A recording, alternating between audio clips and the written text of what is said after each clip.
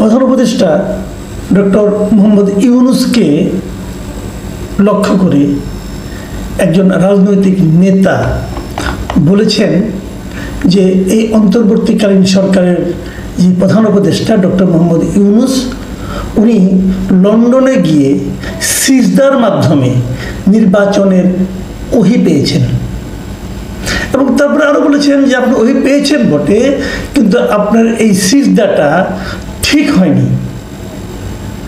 আপনাকে ওইখানে সিজদা না দিয়ে সিজদা দিতে হতো বাংলাদেশের জনগণের প্রতি, কারণ জনগণ আপনাকে বসিয়েছে। কে বলেছে? একজন রাজনৈতিক নেতা বলেছে, সুপরিচিত রাজনৈতিক নেতা। এখন প্রশ্ন হলো, এই রাজনৈতিক নেতাটা কে, কোন দলের? নামটা বলি, উনি এনসিপির একজন নেতা।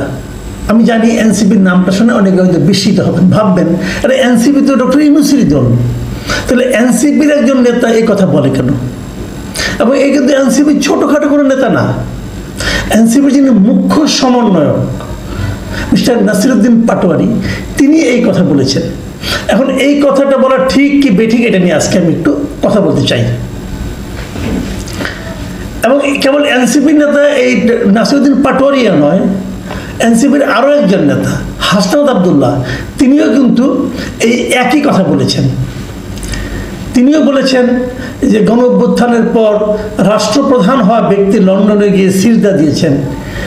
এবং তিনি আরও বলেছেন, পৃথিবীর ইতিহাসে এমন নজির নেই যে একজন অন্তর্বর্তী সরকার প্রধান একটি রাজনৈতিক দলের ভারপ্রাপ্ত চেয়ারম্যানের সঙ্গে বসে যৌথ সংবাদ সম্মেলন করেছেন। এটা হাসনাত আবদুল্লাহ বলেছেন। আচ্ছা, আমি যদি দুটো কথা নিয়ে আলোচনা করি, হাসনাত আবদুল্লাহ এবং নাসিরউদ্দিন পাটোয়ারি, আমরা তো ওনাদের অনেক সমালোচনা করি, বলি যে আপনার কিংস পার্টি, বলি তারা নানা রকম, তাদের নিয়ে নানা রকম বদনাম হচ্ছে। অনেকে বলছেন চাঁদাবাজি করে, অনেকে বলছেন যে সরকারি প্রোটেকশন পেয়ে বিভিন্ন জায়গায় যায়। এগুলো তাদের বিরুদ্ধে সমালোচনা অনেক পুরনো, আমি অনেকবার করেছি। কিন্তু এবার যে ঘটনাটা ঘটলো, এই যে কথাটা ওনারা বলেছেন, এই দুজন নেতার কথাই বলি, ভুল বলেছেন। আমি কিন্তু মনে করি ওনারা ভুল বলেন নাই। এতদিন ওনারা যে কাজগুলো করেছেন সেগুলো ভুল করেছেন। এতদিন তারা ডক্টর ইউনূস গভর্নমেন্টকে প্রায় সকল ক্ষেত্রে এক ধরনের ব্ল্যাঙ্ক চেক দিয়েছেন, কিন্তু এখন আর দিচ্ছেন না। কেন দিচ্ছেন না সেটা অন্য হিসাব, সেই হিসাব নিয়ে আরেকদিন কথা বলবো। আমি বরং এই যে তাদের মন্তব্যগুলো নিয়ে একটু কথা বলতে চাই। সেটা হলো, এই যে বলেছেন একজন সরকার প্রধান একজন রাজনৈতিক দলের ভারপ্রাপ্ত চেয়ারম্যানের সঙ্গে বসে যৌথ সংবাদ সম্মেলন করেছেন, এটা নজিরবিহীন। কথাটা কিন্তু মিথ্যা নয়।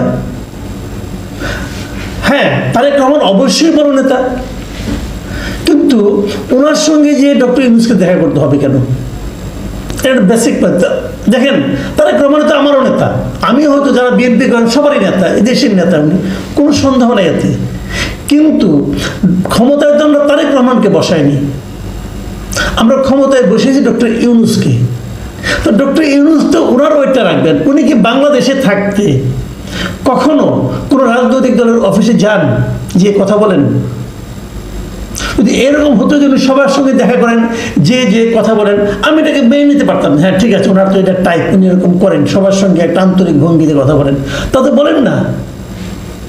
তো ওখানে যে, এবং আরো বড় কথা, এই মিটিংটা কিন্তু অনুষ্ঠিত হয়েছে ডক্টর ইউনূসের আগ্রহে, এবং ডক্টর ইউনূসের পক্ষ থেকে, সরকারের পক্ষ থেকে মিটিংটার কথা প্রথম বিএনপিকে বলা হয়েছিল। তারপরে মিটিংয়ের মধ্যে কি হয়েছে না হয়েছে সেটা অন্য আলাপ। এবং আমি নিজেও বলেছি যে এই মিটিংয়ে আসলে সরকারের অন্য একটা উদ্দেশ্য ছিল। সেই উদ্দেশ্যটা কি সেটা আমি তখন বলেছি, তখন মনে হয়েছিল বলেছি। পরে দেখা গেছে সে যা বলেছিলাম তার পুরোটা সত্য হয়নি, সেখানে আমার প্রেডিকশন ভুল হয়েছে। হতেই পারে, আমি তো মানুষের ভাই, আমি তো জ্যোতিষ না, তাই না? আমি যেরকম ভেবেছি সেরকম বলেছি, আমার কথা যুক্তি দিয়ে বলেছি। কিন্তু প্রশ্নটা হলো, এরকম হয় কি না, এটা ঠিক হয়নি। যদি এমন হতো ডক্টর ইউনূস তারেক রহমানকে বলতেন যে আপনি দেশে আসেন, আপনার সেখানে মিটিং করব, তাহলে সেটা হতো সবচেয়ে শোভন, সবচেয়ে ভালো, যেটা নিয়ে অন্য অন্য পলিটিক্যাল পার্টির জন্য করে থাকেন। কিন্তু এখানে তা হয়নি। এটা দিক দিয়ে ঠিক আছে। আচ্ছা, এবার আসার আরেকটা কথা বলি, যে আমাদের নাসিরউদ্দিন পাটোয়ারি কি বলেছেন, পাটোয়ারি কথাটা একটু শুনি আমরা। পাটোয়ারি সাহেব বলেছেন, বাংলাদেশের মানুষ আমাদের নোবেল লরিয়েট ইউনূস স্যারের চোখে পড়ে না, ওনাকে লন্ডন যেতে হয়। তিনি লন্ডনে গিয়ে সিজদা দিয়েছেন, সিজদার মাধ্যমে ওহির মাধ্যমে উনি আদেশ পেয়েছেন, সেটা একটা প্রেস রিলিজের মাধ্যমে জানিয়েছেন বাংলাদেশে ফেব্রুয়ারিতে নির্বাচন হতে হবে এই সংবিধানের অধীনে। কিন্তু আপনার সিজদা তো ঠিক হয়নি, আপনার সিজদা দিতে হবে বাংলাদেশের জনগণের প্রতি, কারণ জনগণ আপনাকে বসিয়েছে, সেই সিজদার মাধ্যমে আপনি সঠিক দিক নির্দেশনা পাবেন। এই কথাতে বলেছে, এটা আমি কিছু কথা বলি আপনাদেরকে এখানে। এক নম্বর কথা হলো, ফেব্রুয়ারিতে নির্বাচন হতে হবে, এটা কিন্তু ওই সিজদার মাধ্যমে প্রেস রিলিজে তিনি জানান নেই। ফেব্রুয়ারি নির্বাচনের কথা উনি স্পষ্ট করে বলেছেন গত 5 অগাস্ট জাতির উদ্দেশ্যে দেওয়া ভাষণে। ওখানে যেটা হয়েছিল, একটি যৌথ ঘোষণা হয়েছিল, সেখানে বলা হয়েছিল যে উনি নির্বাচন করতে চেয়েছেন এপ্রিলে, কিন্তু যদি সংস্কার সব ঠিকঠাক মতো হয় তাহলে রমজানের 1 সপ্তাহ আগেও হতে পারে। উনি কনফার্ম করে বলেননি, কনফার্ম করে বলেছেন গত 5 আগস্ট। কাজে এই জায়গাটাতে নাসিরউদ্দিন পাটোয়ারি একটু রাগের মাথায় হয়তো বলেছেন, আমার কাছে মনে হয় এটা ঠিক নয়। এখন আসেন আরেকটা পয়েন্টে বলি, উনি বলেছেন সিজদা দিতে হবে বাংলাদেশের জনগণের প্রতি, কারণ জনগণ আপনাকে বসিয়েছে। এই জায়গাটা যে সমস্যা, জনগণ কি চায়, জনগণ ওনাকে বসিয়েছে, এই যে কথাটা, এটা কিন্তু ডক্টর ইউনূস শুরুর দিকে বলেননি। উনি শুরুর দিকে বলেছেন ছাত্ররা আমাকে বসিয়েছে, এবং শুরুর দিক থেকে দেখা গেছে ছাত্ররা যা চেয়েছে উনি তাই দিয়েছেন। এখন হয়তো ছাত্রদের সঙ্গে কিছুটা ঝামেলা হয়েছে, মানে ছাত্ররা যা চাচ্ছে তা পাচ্ছে না, অথবা ছাত্রদের কাছ থেকে উনি যা চেয়েছিলেন, যা ভেবেছিলেন যে সব কিছু দেওয়ার পর ছাত্ররা তার হয়ে যে কাজটা করতে পারবে, সেই কাজটা এখন আর ছাত্ররা করতে পারবে বলে হয়তো তিনি মনে করছেন না। এই জন্য উনি ছাত্রদের উপর আস্থা রাখতে পারছেন না। ঝামেলাটা এই জায়গায় হয়ে গিয়েছে। জনগণের প্রসঙ্গটা এই ছাত্রদের পক্ষ থেকে যখন বলা হলো, এবার আমি খুব খুশি হয়েছি। হ্যাঁ, বাংলাদেশের জনগণকে গুরুত্ব দিতে হবে, বিদেশকে না। আমি কিন্তু শুরুর থেকেই একটা কথা বলছিলাম যে বিদেশি লোক এনে আপনারা কিন্তু এখানে সংস্কার করার চেষ্টা করেন না। এবং ডক্টর ইউনূস কি করেছেন, শুরুর থেকেই বিভিন্ন পোস্টে উনি বিদেশি লোক নিয়ে আসছেন। বিদেশে মানে যারা বিদেশে থাকেন, মানে দ্বৈত নাগরিক, বাংলাদেশে জন্ম কিন্তু এক পর্যায়ে বাংলাদেশ ছেড়ে ওরা বাইরে চলে গেছেন। কেন চলে গেছেন? কেন চলে গেছেন? ওই দেশকে সেবা করার জন্য গেছেন, আর কিছু না। কারণ যদি সেবা না করে বাংলাদেশকে উন্নত করার জন্য, বাংলাদেশে বৈদেশিক মুদ্রা পাঠানোর জন্য যেতেন, তাহলে ওখানে যেয়ে তারা ওখানকার নাগরিকত্ব নিতেন না। ওখানকার নাগরিকত্ব নেওয়ার মানে উনি আসলে ওই দেশেরও নাগরিক, এই দেশের নাগরিক, মানে 2 নৌকা পা ওনার। যখন দেখবেন যে নৌকা ফুটা, ওই নৌকা থেকে পাটা তুলে আরেক নৌকা পা রাখবেন। যখন দেখবেন যে নৌকাটা ওনার জন্য বিপজ্জনক, অন্য নৌকায় চলে যাবেন।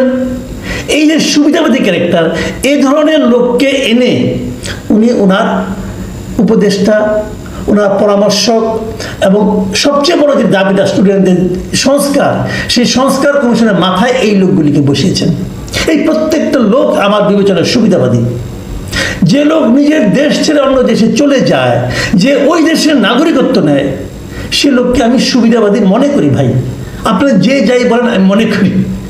দেখেন, শেখ হাসিনার আত্মীয়রা যারা দেশ ছেড়ে পালাইছে, আওয়ামী লীগের মন্ত্রীরা যারা দেশ ছেড়ে পালাইছে, সব সুবিধাবাদী। কারণ সবারই কিন্তু বিদেশের নাগরিকত্ব আছে, অথবা তার স্ত্রীর নাগরিকত্ব আছে।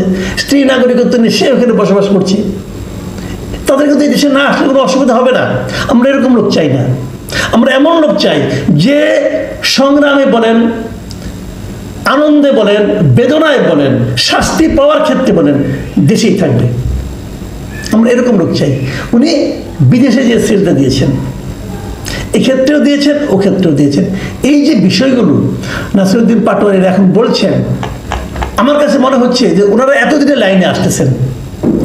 ওনারাও যদি, আমি নাগরিক কমিটিকে বলবো, ওনারাও যদি শুরু থেকে ডক্টর ইউনূসের পারপাস সার্ভ করার কথা চিন্তা না করে দেশের মানুষের পারপাস সার্ভ করার কথা চিন্তা করতেন, তাহলে তারা আরও অনেক দূর এগিয়ে যেতে পারতেন বলে আমি মনে করি। ওনারা তা করেননি। ওনারা ভেবেছেন আমাদের মাথার উপরে ইউনূস আছে, আবার আর কি লাগে, কারণ আমরাই ওনার এমপ্লয়ার, আমরা যা চাবো তাই পাবো। পেয়েছেন, অনেকবার পেয়েছেন, এখন আর পাচ্ছেন না। কারণ ডক্টর ইউনূসেরও নিজের একটা হিসাব আছে, বিএনপির যেমন হিসাব আছে, এনসিপির যেমন হিসাব আছে, ইউনূস সাহেবের একটা হিসাব আছে। সেই হিসাবে এনসিপি এখন সৎ সন্তানের ভূমিকায় চলে এসেছে।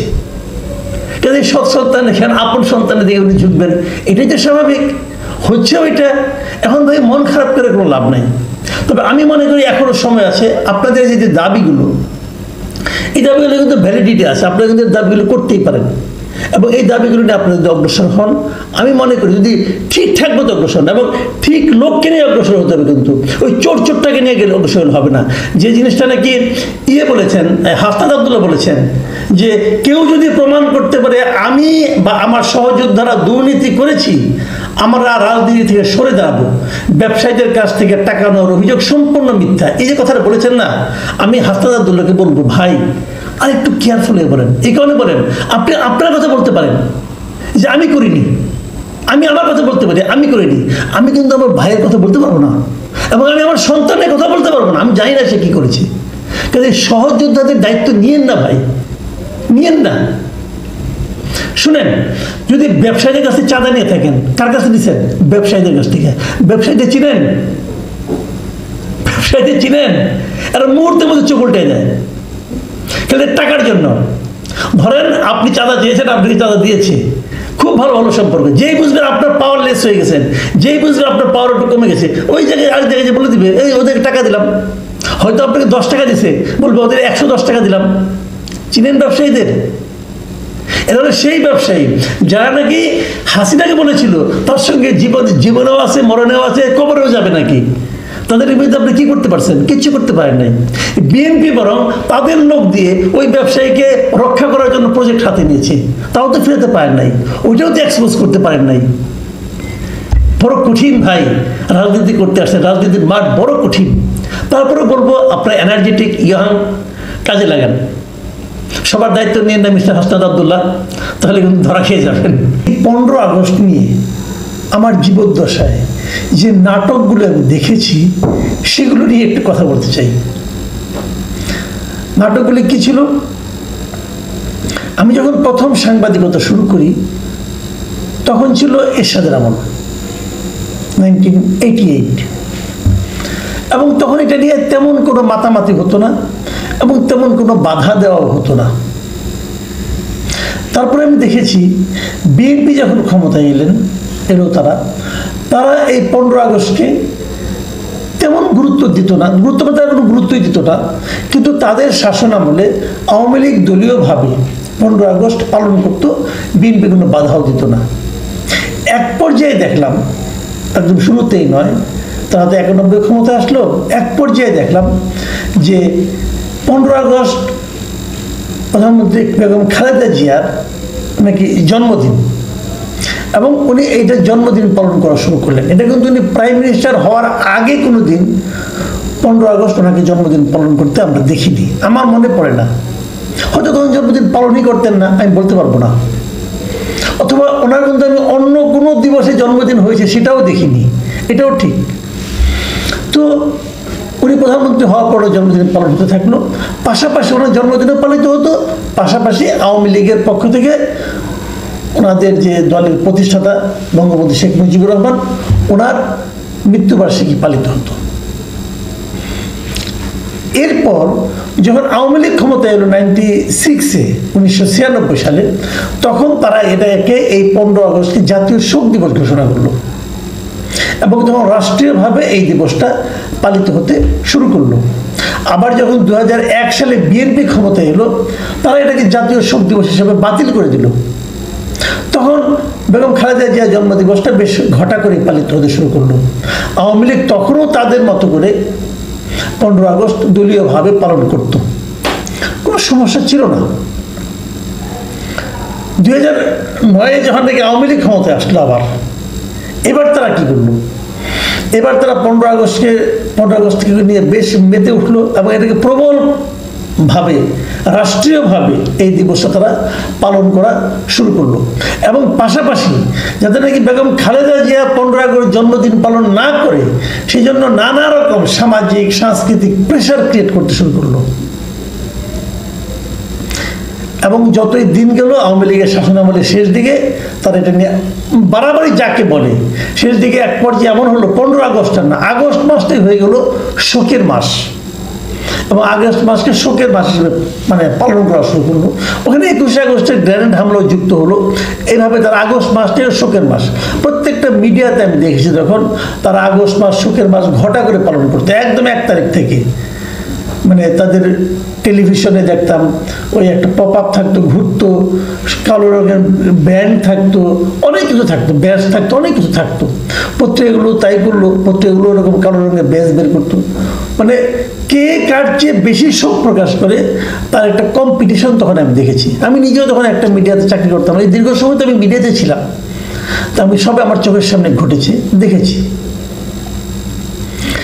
গত বছরের 5 তারিখে, গত বছরের অগাস্টের 5 তারিখে যেই মাত্র না আওয়ামী লীগ সরকারের পতন ঘটলো, শেখ হাসিনা ভারত চলে গেলেন, আওয়ামী লীগ সরকারের নেতৃবৃন্দ যারা সবাই পালিয়ে গেলেন, নতুন একটা গণ আন্দোলনের মাধ্যমে নতুন একটা সরকার আসলো। তার দায়িত্ব নেওয়ার 8 তারিখে সরকার দায়িত্ব নিল। দায়িত্ব নেওয়ার পরের সপ্তাহেই তো 15 আগস্ট। সেই 15 আগস্টে কী হবে? সরকার সমস্ত পলিটিক্যাল পার্টিকে ডেকে ডেকে জিজ্ঞাসা করলো 15 আগস্টে কী করতে চায় তারা, এবং সবার কাছ থেকে একজনের মৌন সম্মতি লাভ করার পর তারা 15 আগস্ট পালন তো হলোই না, কাউকে করতেও দিল না, এবং এক পর্যায়ে তারা জাতীয় শোক দিবস হিসেবে 15 আগস্টকে বাতিল করে দিল। এবং সর্বশেষ দেখলাম এবার প্রধান উপদেষ্টা press secretary mister Shafiqul Alam উনি বললেন 15 আগস্ট মাসের আর সব দিনের মতো যে কোনো একটা দিন। এভাবে উনি 15 আগস্টকে মূল্যায়ন করলেন। আসলে মূল্যায়নে কিছু না, 15 আগস্টে কী ঘটেছিল এই জিনিসটা আমরা আরেকবার একটু রিক্যাপ করি, ছোট করে বলছি। এই দিন ওই সময় 1975 সালের 15 আগস্টে ওই সময় যিনি বাংলাদেশের রাষ্ট্রপ্রধান ছিলেন, সরকার প্রধান ছিলেন বঙ্গবন্ধু শেখ মুজিবুর রহমান, উনি 32 নম্বর থাকতেন ধানমন্ডিতে। ওনাকে সপরিবারে হত্যা করা হয়, এবং হত্যা করার পেছনে কারণ দেখানো হয় যে উনি 72 সালের দায়িত্ব নেওয়ার পর থেকে 75 পর্যন্ত 3.5 বছরে দেশটাকে দুর্বিষহ একটা অবস্থায় পৌঁছে দিয়েছিলেন। দেশটা অর্থনৈতিকভাবে পঙ্গু হয়ে গিয়েছিল, মানুষের জীবনযাপন কঠিন হয়ে গিয়েছিল, এবং সর্বোপরি তার বিরুদ্ধে অভিযোগ ছিল উনি নাকি দেশটাকে ভারতের কাছে প্রায় বলতে গেলে বিক্রি করে দিয়েছিলেন, অথবা ভারতের করদ রাজ্যে পরিণত করেছিলেন। এবং এই সঙ্গে উনি গণতন্ত্রকে গলা টিপে হত্যা করেছেন, বাকশাল কায়েম করেছেন, সমস্ত মানুষের বাক স্বাধীনতা নষ্ট করার জন্য উনি সমস্ত পত্রিকা বন্ধ করে দিয়েছেন, মাত্র 4টা পত্রিকা রেখে। এই সমস্ত অনেক ধরনের কথাই তার বিরুদ্ধে অভিযোগ করা হয়। এই অভিযোগগুলো একেবারে ভিত্তিহীন আমি কিন্তু তা বলবো না। এই অভিযোগ যখন মানে তার বিরুদ্ধে উত্থাপন করা হয়, এগুলিকে আপনি খণ্ডন করতে পারবেন না। এগুলি ঘটনা কিন্তু অসত্য নয়, আমি নিজেও বলছি অসত্য নয়। কিন্তু এইগুলি সত্যতা মেনে নেওয়ার পরেও বঙ্গবন্ধুর জীবন তো 72 থেকে শুরু হয়নি, বঙ্গবন্ধুর জীবন আরো আগের থেকে শুরু হয়েছে, এবং আমাদের স্বাধীনতার আগের থেকে উনি কিন্তু বঙ্গবন্ধু হিসেবে মানুষের কাছে পরিচিত। তাকে সেই সম্মানটা দেশের মানুষ দিয়েছিল বলেই তাকে সবাই এই নামেই ডাকত, এবং এই নাম ধারণ করে উনি কিন্তু আমাদের স্বাধীনতা যে সংগ্রামটা হয়েছে, এই সংগ্রামের সময়, যুদ্ধের সময় তাকে লোকে এইভাবেই সম্মান করত। এবং আমাদের আজকে যে স্বাধীন একটা দেশ পেয়েছি, এই আন্দোলনটা হয়েছে বঙ্গবন্ধু শেখ মুজিবুর রহমানের নামে। ওই সময় যারা মুক্তিযুদ্ধ করেছেন তারা জানতেন। বঙ্গবন্ধুকে অ্যারেস্ট করে নিয়ে যাওয়া হয়েছিল পশ্চিম পাকিস্তানে, তৎকালীন পশ্চিম পাকিস্তানে। পাক বাহিনীর লোকেরা, পাকিস্তান শাসক যারা ছিল ইয়াহিয়া খান, তারা ওনাকে অ্যারেস্ট করে নিয়ে গিয়েছিলেন, এবং এই যুদ্ধের 9 মাসই উনি ওখানে বন্দী অবস্থায় ছিলেন। আপনি যদি বলবেন উনি কোনো ভূমিকা রাখেন না, কিন্তু একটা কথা আপনারা বলেন, এই সময় যদি লোকে জানতো যে বঙ্গবন্ধুর মৃত্যু হয়েছে, তাহলে মানুষ কিন্তু একদমই যারা মুক্তিযুদ্ধ করেছিল সেই মুক্তিযুদ্ধ শেষ পর্যন্ত সফল হতো কিনা আমার সন্দেহ আছে। সবাই কিন্তু ওনাকে সামনে রেখে, ওনার নাম, ওনার কর্মকে হৃদয়ে ধারণ করেই সবাই কিন্তু মুক্তিযুদ্ধ করেছেন। সেই হিসেবে আমি বলবো বাংলাদেশের মুক্তিযুদ্ধের যে মহানায়ক উনি বঙ্গবন্ধু শেখ মুজিবুর রহমান। তারপর অনেক কিছু ঘটেছে, উনি শাসক হিসেবে ব্যর্থ ছিলেন, এটা আমি নিজে মনে করি। কারণ ওনার আমলে 74 সালে দুর্ভিক্ষ হয়েছিল, আমি তখন 8ম শ্রেণীতে পড়ি, আমার অনেক কিছু মনে আছে। সেই দুর্ভিক্ষের সরাসরি ভুক্তভোগী আমরা, আমার পরিবার। আমরা অনেক বেলা না খেয়ে থেকেছি, আমরা আটার জাউ খেয়ে জীবনযাপন করেছি আমি নিজে। কাজে অন্যদের কাছ থেকে আমার শুনে কথা বলতে হবে না, আমি দেখেছি বঙ্গবন্ধুর কুশাসন সাধারণ মানুষের মধ্যে কি বিপর্যস্ত করে তুলেছিল মানুষের জনজীবন, সেটা আমি দেখেছি ভাই। আমাদের জীবনে ছিন্ন ভিন্ন হয়ে যাচ্ছিল প্রায়। তো সেগুলো আমি দেখেছি, তার যে কুশাসন, সেজন্য আমি মনে করি এই ৭৫-এর ১৫ আগস্ট এই অভ্যুত্থান না ঘটলেও দুদিন আগে অথবা পরে ওনাকে যেতে হতো। কিন্তু তাই বলে ওনার কুশাসনের কারণে ৭৫-এর যে হত্যাযজ্ঞ, একটা পরিবারে যে বঙ্গবন্ধু পরিবারকে, তার পরিবারের শিশুকে, নারীকে, নববধূকে, প্রেগনেন্ট মহিলাকে এই যে নির্বিচারে হত্যা করা, এটাকে জাস্টিফাই করা যায় না, কোনো অবস্থাতেই জাস্টিফাই করা যায় না। অনেকে বলবেন এটা কোলেটারাল ড্যামেজ, বলতে পারেন ভাই, আমি এটাকে জাস্টিফাই করতে পারি না। কাজেই ১৫ আগস্টকে গ্লোরিফাই করার কোনো সুযোগ নেই। এখন কি হচ্ছে, যারা বঙ্গবন্ধুকে ভালোবাসেন তারা কি ১৫ আগস্টে বঙ্গবন্ধুর জন্য একটু শোক প্রকাশ করতে পারবেন না? পারবেন না। আমাদের বর্তমান প্রেস সেক্রেটারি বলেছে যদি এরকম শোক প্রকাশের কর্মসূচি নেয় তার বিরুদ্ধে আইনানুগ ব্যবস্থা নেওয়া হবে। কি হয়েছিল ১৫ আগস্টে আমরা কি দেখলাম আজকে সারাদিন? ওর সামনে ট্রাক রেখে উচ্চস্বরে সাউন্ড বক্স লাগিয়ে ডিজে পার্টি করা হয়েছে, গান বাজানো হয়েছে বঙ্গবন্ধুর ৩২ নম্বরের বাড়ির সামনে। বঙ্গবন্ধুর ৩২ নম্বর বাড়িটা গত বছর ভেঙে দেওয়া হয়েছিল, গত বছর ফেব্রুয়ারিতে। সেই ভাঙা বাড়ির সামনে গান বাজানোর দরকারটা কি? ঢাকা ইউনিভার্সিটিতে ডিজে পার্টি হয়েছে, আপনি শোক প্রকাশ না করেন, একটা